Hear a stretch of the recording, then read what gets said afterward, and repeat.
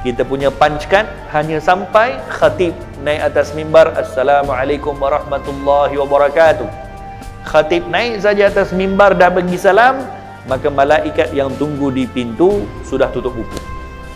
Yang dilarang oleh Tuhan kamu untuk tangkap ikan hari Sabtu kan? Aku bagi kamu idea supaya ikan ni tak terlepas daripada kamu, kamu pun terlepas daripada ingkar perintah Tuhan kamu. Iblis punya kerja kan macam tu. Dia seolah-olah datang bagi pesanan-pesanan yang baik. Sebab tu diberikan fadilat yang besar kepada orang yang solat duha, kerana dia tetap juga boleh ingat Allah pada waktu kebanyakan manusia akan lalai daripada mengingati Allah Subhanahu wa taala.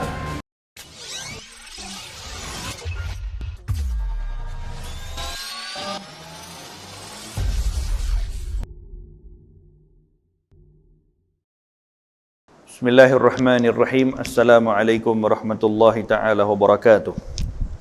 Kita mulakan majlis kita dengan Ummul Kitab Al-Fatihah. A'udzu billahi minasyaitonir rajim. Bismillahirrahmanirrahim. Alhamdulillahi rabbil alamin. Ar-Rahmanir Rahim. Maliki yaumiddin. Iyyaka na'budu wa iyyaka nasta'in. Ihdinas siratal mustaqim. Siratal ladzina an'amta 'alaihim ghairil maghdubi 'alaihim waladdallin. Amin. Alhamdulillahi rabbil alamin, wassalatu wassalamu ala asyrafil anbiya'i wal mursalin Sayyidina Muhammadin wa ala alihi wa sahbihi ajma'in. Rabbi syrah li sadri wa yassir li amri wahlul 'uqdatam min lisani yafqahu qawli.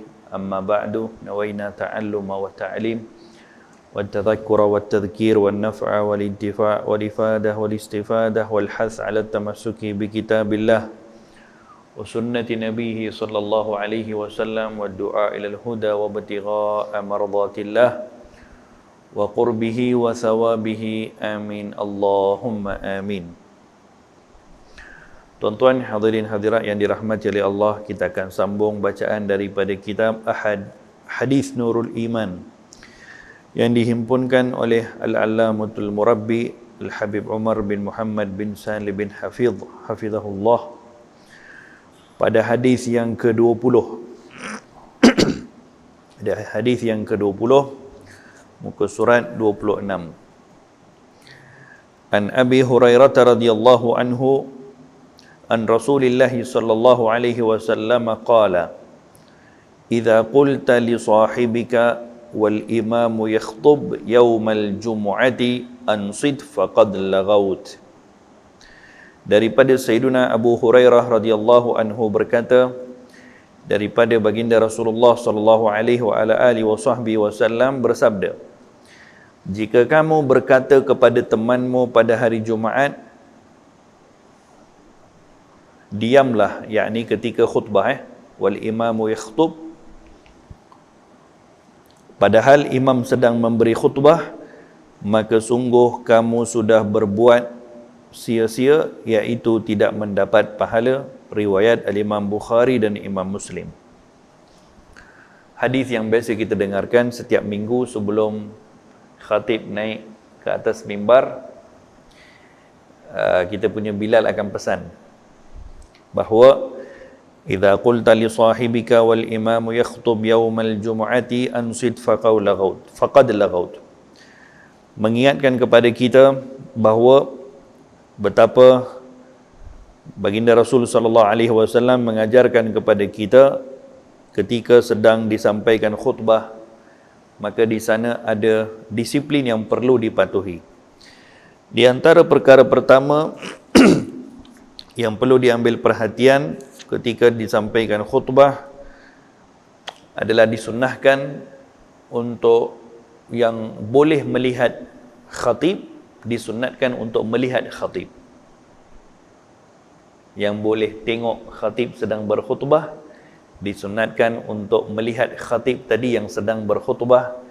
Di sini ada fadilat yang tersendiri. Yang kedua, pengajaran juga daripada hadis yang kita bacakan di sini bahawa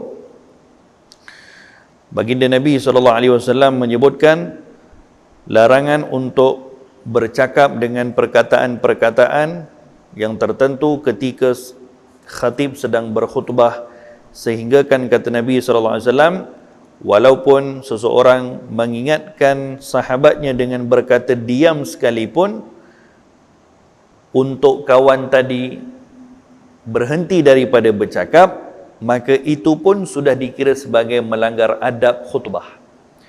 Yang bercakap bukan dia, yang bercakap kawan sebelah, tapi dia ingatkan kawan dia untuk diam. Yang mengingatkan kawan tadi untuk diam, perkataan diam satu perkataan je, itu pun sudah dikira sebagai melanggar adab dan juga menjadi sebab untuk tidak mendapat pahala khutbah. Walaupun dalam keadaan ini dia termasuk daripada melakukan amar ma'ruf. Apa itu amar ma'ruf? Mengajak orang lain berbuat baik.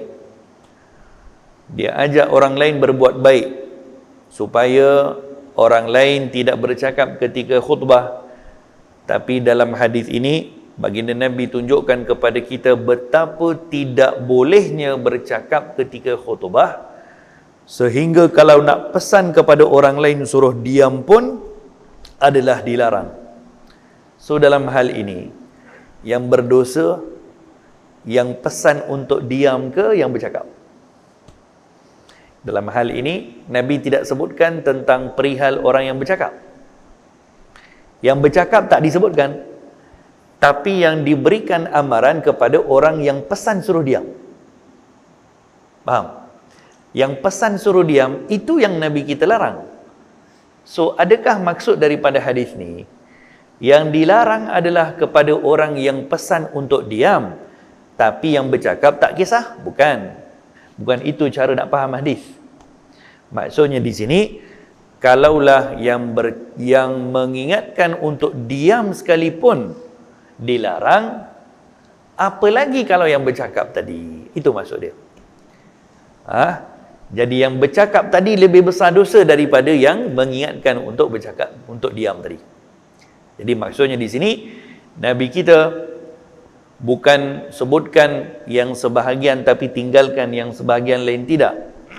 Maksudnya di sini diajarkan kepada kita supaya berhati-hati di dalam berhadap dengan situasi sedemikian sehingga kita tidak mensia-siakan pahala solatul Jumaat. Jadi dalam hadis ini mengajarkan kepada kita bahawa betapa pentingnya untuk menjaga adab-adab khutbah, kerana khutbah ini ibarat seperti mendengarkan nasihat-nasihat yang penting. Kemudian dalam hadis ini juga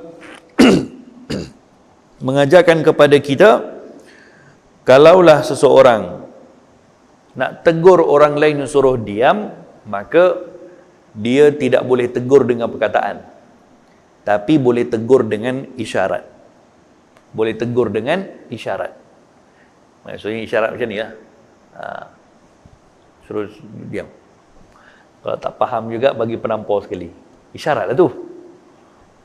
Isyarat boleh. Tegur orang lain suruh diam dengan isyarat boleh. Tapi tegur dengan perkataan, itu dilarang dan termasuk daripada melanggar adab dalam khutbah. Dalam hadis ini juga mengajarkan kepada kita yang namanya amar ma'ruf bukan pada semua tempat dapat pahala. Bukan semua tempat amar ma'ruf dapat pahala. Jadi Nabi kita mengajarkan kepada kita dalam hadis ini, di dalam menegakkan amar ma'ruf nahi mungkar pun ada caranya, ada disiplinnya. Ya kan, dia berbuat kebaikan, dia nak melarang kemungkaran, tapi amar ma'ruf nahi mungkar dalam hal ini tidak dapat pahala. Sama juga waktu satu hari Nabi sedang menjadi imam kepada para sahabat, maka ada satu orang Arab Badui. Dia pun solat bersama-sama dengan Nabi SAW. Kemudian waktu solat, ini Rasulullah tengah imam. Waktu solat ada satu orang bersin. Waktu solat ada satu orang bersin. Si Arab Badui yang ada sebelah daripada orang yang bersin tadi, dia pun tegur. Orang tengah sembahyang ni, dia pun tengah sembahyang juga. Dia tegur, katanya, engkau dah bersin, ucaplah Alhamdulillah, jangan duduk diam. Ini tengah sembahyang ni. Tengah sembahyang, tengah takbir, tengah sembahyang. Ditegur kawan dia sebelah, supaya apa? Ingatkan kawan dia, jangan lupa sebut Alhamdulillah. Tengah sembahyang ni boleh bercakap macam tu. Oleh kerana tak ada ilmu lah waktu tu. Kawan di sebelah tadi tu yang ditegur macam tu, tepuk macam ni. Ya, ni berikan isyarat suruh diam. Berikan isyarat suruh diam, jangan bercakap waktu solat. Si badui ini pula bila ada orang tegur, makin tinggi dia punya suara. Hai, aku kan tegur engkau suruh ucap Alhamdulillah. Makanya habis salat, baginda Nabi pusing belakang, Nabi tanya, siapa tadi yang bercakap waktu solat? Arab badui ini cepat-cepat angkat tangan sebab dia ingat dia betul. Dia cepat-cepat angkat tangan. Dia ingat Nabi nak bagi hadiah kot. Katanya, Rasulullah, aku yang tegur. Ini budak ni, ini Fulan bin Fulan ni, dah bersin lepas tu tak nak ucap Alhamdulillah. Aku tegur dia suruh ucap Alhamdulillah, dia marah pula pada aku, ya Rasulullah. Nabi panggil, mai sini Sa'ad. Kata Nabi, ini salat, tak boleh bercakap, tak boleh diucap, kecuali ayatul Quran dan zikir kepada Allah. Jadi perbuatan kamu tadi adalah perbuatan yang membatalkan salat. Jadi maksudnya nak menegakkan perkara yang baik bukan di semua tempat boleh. Itu maksudnya. Jadi dalam hadis ini juga mengajarkan kepada kita bahawa menegakkan perkara yang baik itu biar kena tempat. Bukan semua tempat yang boleh untuk kita menegakkan amar ma'ruf. Nah. Kemudian bercakap ketika khutbah itu dilarang pada khutbatul Jumaah sahaja secara khusus. Yang ada hukum makruh, paling ringan hukumnya makruh. Sebahagian daripada ulama menghukum hukumnya haram. Ya, bercakap ketika khutbah paling ringan hukumnya makruh, tetapi sebahagian para ulama menghukumkan haram. Ini khas untuk khutbah Jumaat. Adapun khutbah-khutbah yang lain tidak termasuk. Maksudnya khutbah-khutbah yang lain kalau bercakap tidak sama hukum seperti mana bercakap ketika khutbah Jumaat. Khutbah lain contohnya khutbah solat hari raya Aidilfitri, solat hari raya Aidil Adha, khutbah ketika solat gerhana, khutbah apa lagi? Khutbah nikah contohnya. Jadi khutbah-khutbah yang lain itu tidak sama seperti mana khutbatul Jumaah. Yang punyai larangan yang jelas, yang hukumnya makruh paling kurang ataupun sebahagian menghukumkan haram adalah pada khutbah al-Jum'ah. Nah. Kemudian beberapa hal berkaitan tentang khutbatul Jum'ah. Dalam hal ini mengajarkan kepada kita, kalau sebut perkataan diam ketika khutbah Jumaat pun dikira sebagai akan sia-siakan pahala khutbah kita, apalagi kalau kita buat perbuatan-perbuatan yang lain. Jadi bukanlah bermaksud yang tak boleh untuk berucap sahaja, tapi buat benda-benda lain boleh. Bukan itu maksudnya. Yakni Nabi kita mengingatkan kepada kita, kalau kita sebut diam dengan niat untuk berbuat ma'ruf pun dilarang, apalagi kita habiskan masa khutbah kita dengan perkara-perkara yang tak ada faedah. Yang ma'ruf pun dilarang, perkara baik pun dilarang. Seperti apa? Kalau ada orang nak berzikir, apakah dia boleh berzikir ketika khutbah? Makruh hukumnya. Makruh hukumnya. Sama juga kalau satu orang pegang tasbih ketika majlis ilmu. Itu bukan tempat dia. Itu bukan tempat untuk berzikir.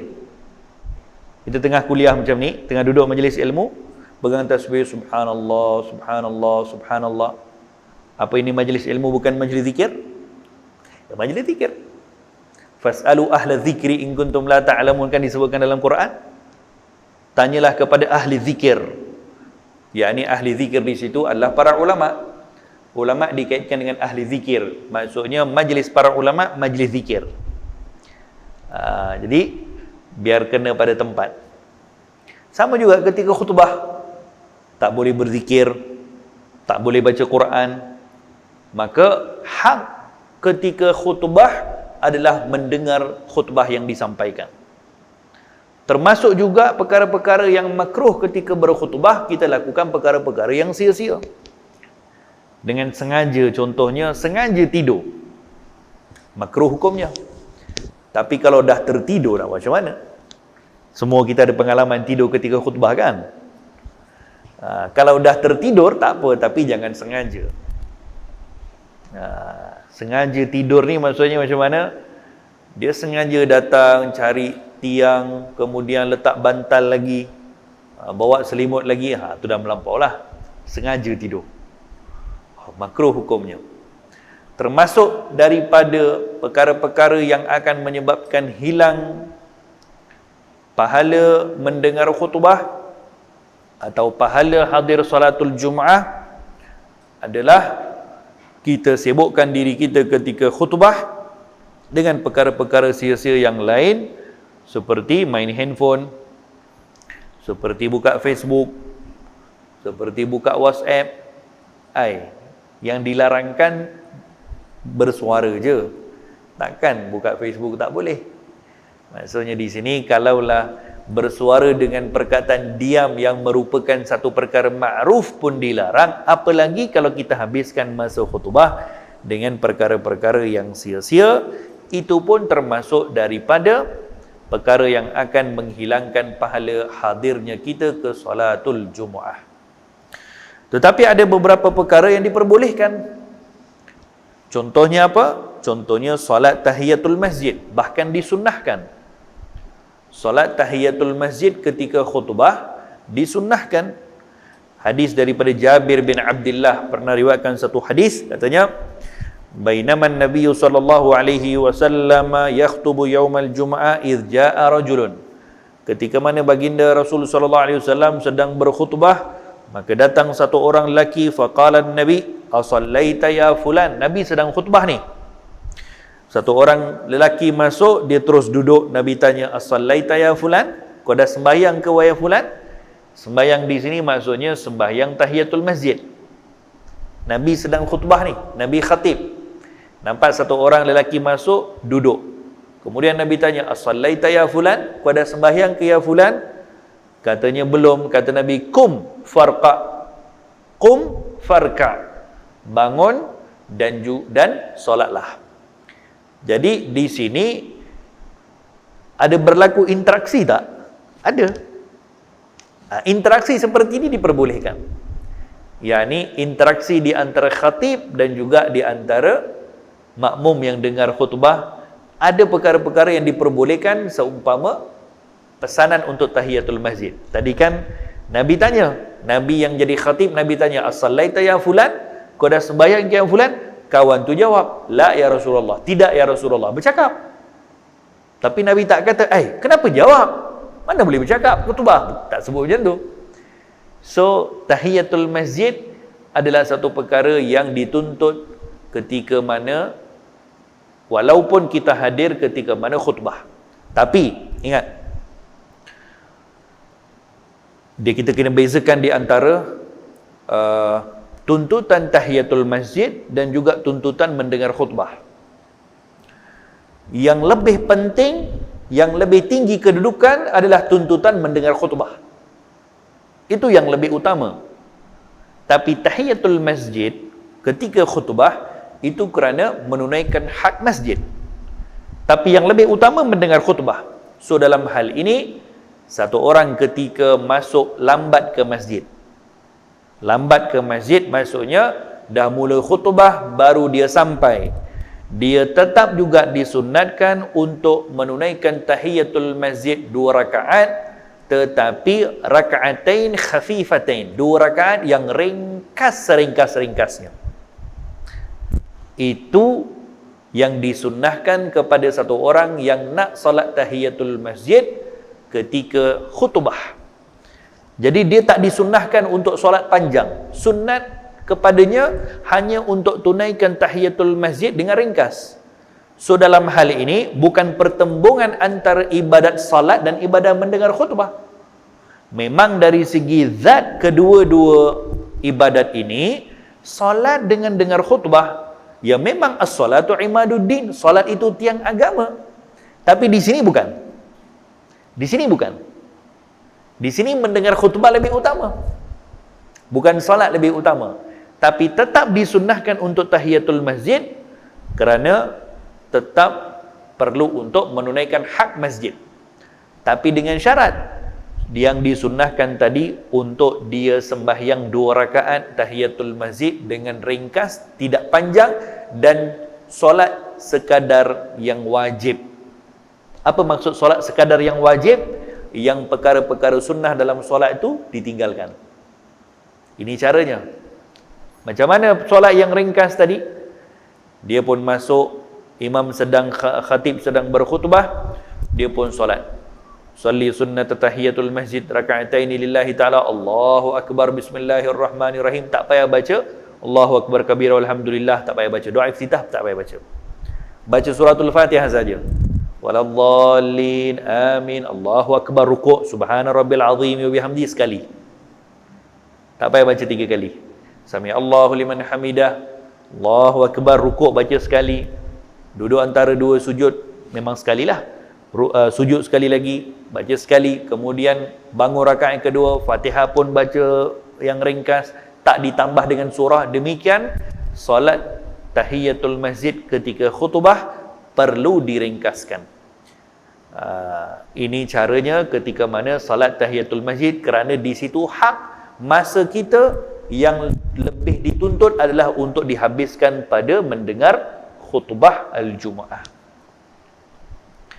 Kenapa pula solat kena ringkas? Siapa suruh kamu datang lambat? Siapa suruh datang lambat? Maka kamu waktu itu hanya berhak untuk dapat pahala solat yang ringkas. Itu jawapan dia. Jadi kalau orang tanya, Afsal, kenapa pula saya nak kena solat ringkas? Ya, siapa suruh datang lambat? Di sana waktu untuk kamu dengar khutbah, bukan solat. Solat tadi sekadar syarat untuk masjid. Jadi kamu oleh kerana datang lambat, kamu hanya layak untuk mendapat solat yang ringkas. Ada faham? Sama juga macam kita kalau datang ke masjid, kita pun sampai di luar masjid, kemudian di masjid dah dirikan qamat dah. Bilal dah qamat nak solat. Kita baru nak wuduk. Contoh kita baru nak wuduk. Di sini dah sudah qamat. Kalau dah berwuduk, kalau dah iqamah, kita pun baru nak berwuduk, di sana tidak ada sunnah lagi kepada kita untuk basuhan wuduk sebanyak 3 kali. Bahkan makruh hukumnya. Faham? Bahkan makruh hukumnya kalau kita basuh 3 kali. Kerana apa? Kerana waktu itu lebih utama kepada kita untuk kejar takbiratul ihram pertama dengan imam. Kejar takbiratul pertama dengan imam lebih utama daripada mengutamakan basuhan wuduk sebanyak 3 kali. So yang perlu dilakukan di situ, tinggalkan yang sunat. Perkara-perkara sunat ketika berwuduk ditinggalkan. Berkumur ditinggalkan, sapu telinga ditinggalkan.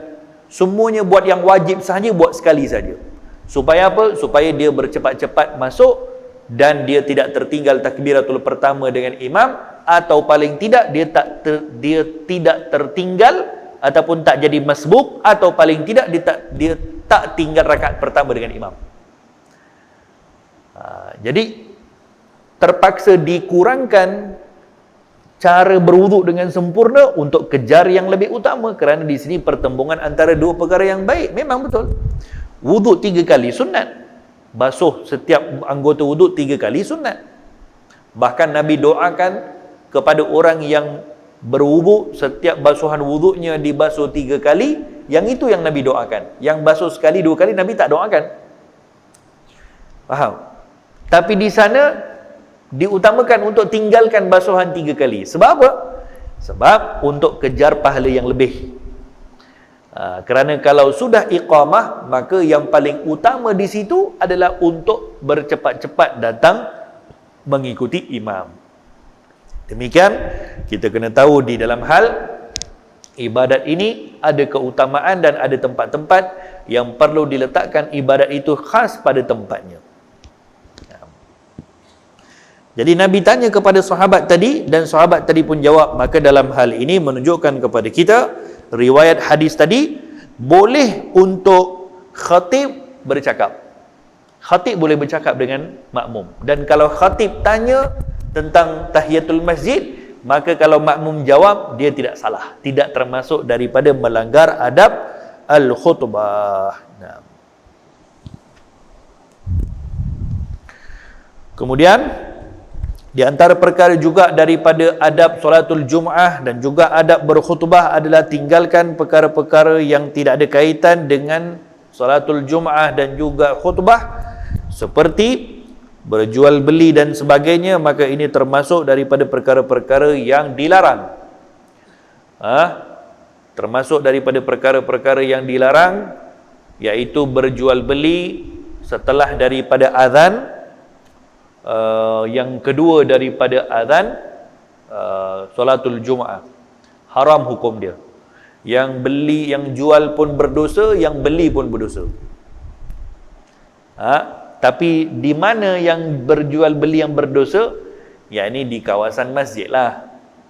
Di kawasan masjid. Jangan kita pergi pula cakap berdosa orang buka 7-Eleven dekat tempat situ. Tak ada kena-mengena. Maksudnya yang dilarang tadi tu di kawasan yang kira-kira qaryah masjid tadi, ataupun dalam perjalanan nak pergi masjid tadi, di situ yang dilarang untuk berjual beli ketika mana sedang ataupun setelah azan, walaupun yang jual perempuan. Walaupun yang jual perempuan. Kerana apa? Kerana menghormati waktu solatul Jum'ah. Yang jual perempuan, tapi yang beli nanti pakcik-pakcik yang nak pergi sembahyang Jumaat. Faham? Kecuali kalau yang dibuka tadi tu khas untuk muslimat, ya ahlan wa sahlan, tak ada kena-mengena. Jadi haram untuk berjual beli setelah daripada azan solatul Jum'ah, kerana waktu itu yang disuruh kepada kita adalah untuk bercepat-cepat pergi dapatkan solatul Jum'ah dengan kehadiran kita paling tidak sebelum imam naik ke atas mimbar. Jadi kehadiran dalam hadis, dalam Bidayatul Hidayah Imam Al-Ghazali ada sebut dan bawakan beberapa hadis berkaitan tentang fadilat datang solatul Jum'ah. Di antara perkara yang disebutkan di situ adalah kehadiran solatul Jum'ah akan dicatat hanya sampai imam sebelum naik ke atas mimbar. Kalau imam dah naik atas mimbar, khatib dah naik atas mimbar, sebut Assalamualaikum warahmatullah, maka dalam hadis Nabi sebutkan, maka malaikat yang mencatat kehadiran solatul Jum'ah akan tutup buku. Dah stop. Kita punya punch card hanya sampai khatib naik atas mimbar, Assalamualaikum warahmatullahi wabarakatuh. Khatib naik saja atas mimbar dah bagi salam, maka malaikat yang tunggu di pintu sudah tutup buku. Yakni sudah tidak lagi dicatat sebagai orang yang hadir solatul Jum'ah dalam buku catatan kehadiran solatul Jum'ah, yang akan diberikan pahala, yang mana yang tercatat namanya akan diberikan pahala sesuai dengan cepatnya dia datang. So bukan maksudnya kalau datang selepas daripada khatib berikan salam dia tak dapat pahala solatul Jum'ah. Jangan faham macam tu. Yang ini khusus pahala kepada orang yang datang awal. Orang datang awal ni ada pahala khas kan? Faham? Orang yang datang awal solatul Jum'ah ada pahala khas. So, untuk dapatkan pahala datang awal solatul Jum'ah, last sebelum imam naik atas mimbar.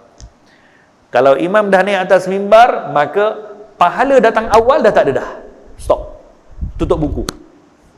So, yang datang selepas tu, ya tetap juga dapat pahala solatul Jum'ah, dia dapatlah. Sebab dia sembahyang Jumaat. Dia juga tetap ahli Jumaat.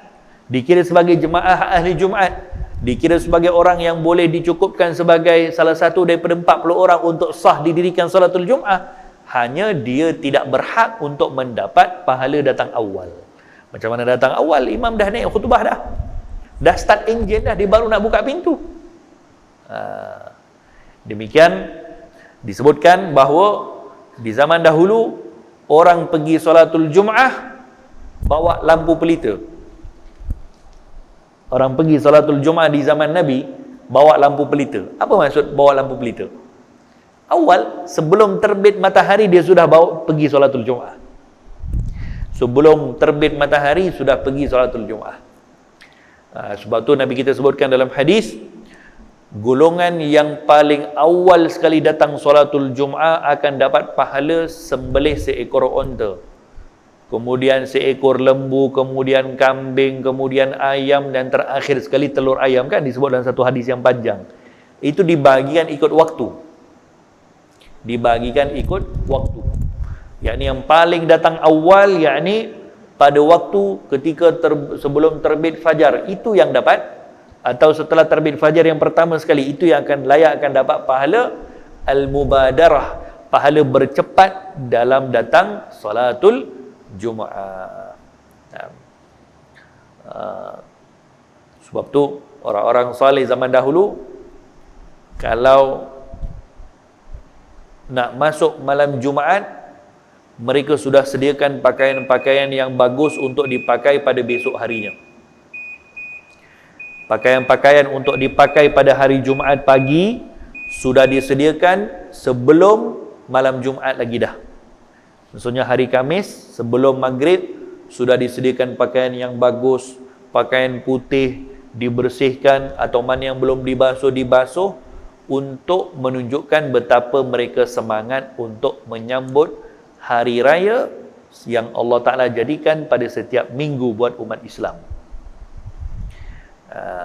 Inna afdal ayyamukum yawmal jum'ah, sesungguhnya hari yang paling mulia kepada kalian adalah hari Jumaat. Hari yang paling mulia bagi kita hari Jumaat. Disebutkan dalam ayatul Quran satu kisah, namanya kisah Ashabus Sabt. Kisah Ashabus Sabt maksudnya kisah satu kaum yang dikenali sebagai Ashabus Sabt, kaum hari Sabtu. Ada dalam suratul Baqarah ayatnya.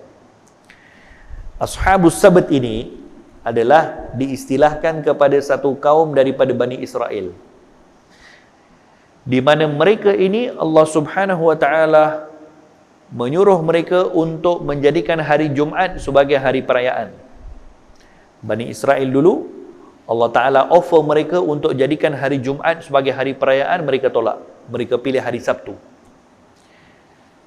Orang Nasrani juga di offer oleh Allah Subhanahu wa taala untuk jadikan hari Jumaat sebagai hari perayaan, mereka pun tolak, mereka pilih hari Ahad.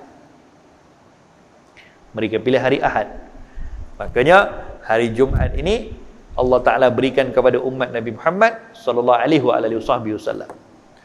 Ashabus Sabt ini maksudnya golongan hari Sabtu, di mana oleh kerana mereka tolak untuk memuliakan hari Jumaat, mereka nak juga hari Sabtu, maka Allah Ta'ala berikan ujian besar kepada mereka pada hari Sabtu. Kalau di sisi syariat Bani Israel, pada hari perayaan mingguan mereka diharamkan untuk bekerja. Syariat Bani Israel dululah, bukan syariat kita. Syariat kita kalau kerja hari Sabtu Ahad double pay, betul? Ke triple, kan? Bani Israel dulu kalau kerja hari cuti berdosa mereka, tak boleh bekerja.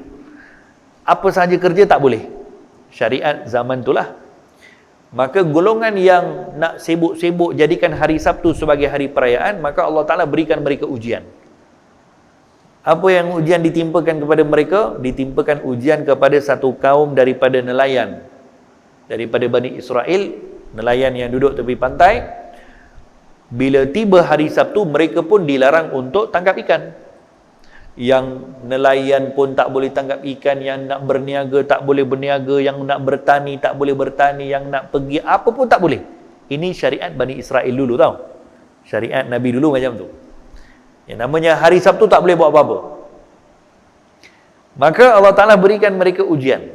Ujiannya berbentuk macam mana? Satu kampung ni, kampung nelayan ni, daripada hari Ahad sampailah hari Jumaat, ikan tak keluar. tak timbul. Yang nelayan pergi tangkap ikan, tak dapat ikan kecuali 1 atau 2. Kalau 100 orang keluar, 1 orang 2 orang je dapat 1 ekor ikan. Tapi bila tiba hari Sabtu, Masya Allah tabarakallah, ikan timbul, boleh tangkap pakai tangan je, tak payah pancing, tak payah jala, keluar tepi pantai, boleh kutip pakai tangan. Allah Ta'ala berikan ujian macam tu, tapi mereka tak boleh tangkap kerana ini hari Sabtu. Hukuman yang diberikan kerana tolak kemuliaan hari Jumaat. Kerana tolak kemuliaan hari Jumaat. Hari Sabtu penuh ikan tepi pantai, tinggal kutip saja, tapi tak boleh kutip, berdosa mereka kalau kutip, haram. Maka waktu itu datang iblis. Iblis datang bagi idea pada nelayan-nelayan, katanya, apalah bodoh sangat kamu ni, yang dilarang oleh Tuhan kamu untuk tangkap ikan hari Sabtu kan, aku bagi kamu idea supaya ikan ni tak terlepas daripada kamu, kamu pun terlepas daripada ingkar perintah Tuhan kamu. Iblis punya kerja kan macam tu, dia seolah-olah datang bagi pesanan-pesanan yang baik. Jadi kata iblis apa? Kamu sekarang dilarang untuk tangkap ikan pada hari Sabtu kan, okey, aku bagi kamu cara, kamu tak payah tangkap hari Sabtu, tapi ikan ni tetap tak terlepas, kamu boleh tangkap hari Ahad. Macam mana tu? Ditunjukkan jalan keluarnya. Jadi kata iblis, bila hari Sabtu kamu buat satu saluran daripada tepi pantai, buat macam satu longkang atau satu parit, yang mana air tadi tu akan mengalir ke satu kolam yang digali. Biarlah ikan-ikan tadi hari Sabtu semuanya akan masuk ke kolam atau lubang yang kamu gali, kemudian kamu tutup. Habis cerita. Apa nak payah sangat? Tutuplah. Ikan tu dah masuk dalam lubang tu, kamu tak tangkap pun, kamu hanya buat saluran saja. Lepas tu kamu tutup. Biarlah nanti besok hari Ahad kamu pergi kutip. Kata Bani Israel, nelayan-nelayan ni, betul jugalah Pak Haji ni punya cadangan, bagus orang ni. Tapi yang datang tadi iblis, mereka pun buat, dan memang menjadi sungguh. Bila hari Sabtu ikan banyak, dibuat satu saluran, kemudian ikan-ikan tadi semua masuk dalam lubang, kemudian ditutup. Jadi ikan tadi sudah terkepung lah, tak boleh nak balik ke laut. Jadi bila hari Ahad, mereka tinggal kutip dan mereka seronok. Bani Israel ni seronok. Sampai datang kepada Nabi Musa, katanya, apalah kau punya Tuhan ya Musa, tengok kami buat macam ni. Maksudnya dia memperbodohkan Nabi Musa, katanya, kamu larang kami untuk tangkap ikan hari Sabtu, tapi tengok kami tetap juga boleh cari jalan keluar, boleh buat muslihat, ikan pun tak terlepas. Yakni seolah-olah memperbodohkan Allah Subhanahu wa taala. Maka Allah Subhanahu wa taala menghukum satu kampung nelayan tadi dengan apa? Kunu qiradatan khasiin. Jadilah kamu kera-kera yang buruk. Yakni satu kampung nelayan tadi semuanya berubah menjadi kera. Dan sulalah Bani Israel, banyak daripada silsilah Bani Israel ini, nasab mereka bersambung dengan manusia yang pernah disumpah menjadi kera. Sebab tu dia punya perangai macam kera. Sebab tu dia punya perangai macam kera, sebab dia punya silsilah ni banyak sambung kepada manusia datuk nenek moyang mereka yang pernah disumpah menjadi kunu qiradatan khasiin. Jadilah kamu kera-kera yang buruk perangainya. So satu kampung nelayan tu semuanya disumpah menjadi kera. Disebutkan dalam suratul Baqarah, kisah Ashabus Sabt. Kata Imam Ibn Kathir, ini kisah Ashabus Sabt menjadi pengajaran kepada kita dalam hal Bani Israel yang menolak offer untuk menjadikan hari Jumaat sebagai hari perayaan. Maka hari Jumaat ini hari yang dimuliakan oleh Allah Subhanahu wa taala. Pada hari Jumaat, kata Nabi SAW, di antara kemuliaan hari Jumaat adalah Allah Ta'ala pilih hari Jumaat sebagai hari yang akan diberikan waktu yang mustajab doa. Ada satu waktu pada hari Jumaat, waktu mustajab doa, kita pun biasa dengarkan. Sama ada di antara dua waktu. Al-Imam Nawawi kata, waktu mustajab doa tadi sama ada daripada imam start khutbah sampai bagi salam, waktu mustajab doa tu duduk di situ, atau daripada selepas asar sampai maghrib. Di sana ada waktu mustajab doa. Hari Jumaat juga fihi taqumus saah, kata Nabi, hari yang akan berlaku hari kiamat juga hari Jumaat. Dan kiamat ini akan berlaku pada waktu duha. Hari kiamat akan berlaku pada waktu duha, waktu pagi. Kenapa berlaku pada waktu duha? Kerana waktu duha adalah dipanggil sebagai waktul ghaflah. Waktu al-ghaflah. Ghaflah ini maksudnya waktu yang orang lalai. Lalai dengan berurusan dengan Allah Ta'ala. Waktu yang manusia banyak tidak ingat Allah adalah waktu duha. Faham? Jadi kalau waktu maghrib ingat Allah itu biasa, tak ada takjub pun. Kalau waktu isyak itu biasa. Tapi kalau waktu duha, waktu yang dia sibuk dengan perniagaannya, waktu sibuk untuk cari rezekinya, waktu sibuk kerjanya, waktu ke sana, waktu ke sini, itu kan waktu yang sibuk. Paling sibuk dengan urusan dunia adalah waktu duha tu, waktu ghaflah. Maka waktu itu dipanggil sebagai waktu al-ghaflah. Waktu manusia kebanyakannya akan lalai daripada mengingati Allah Ta'ala. Sebab tu diberikan fadilat yang besar kepada orang yang solat duha, kerana dia tetap juga boleh ingat Allah pada waktu kebanyakan manusia akan lalai daripada mengingati Allah Subhanahu wa Ta'ala.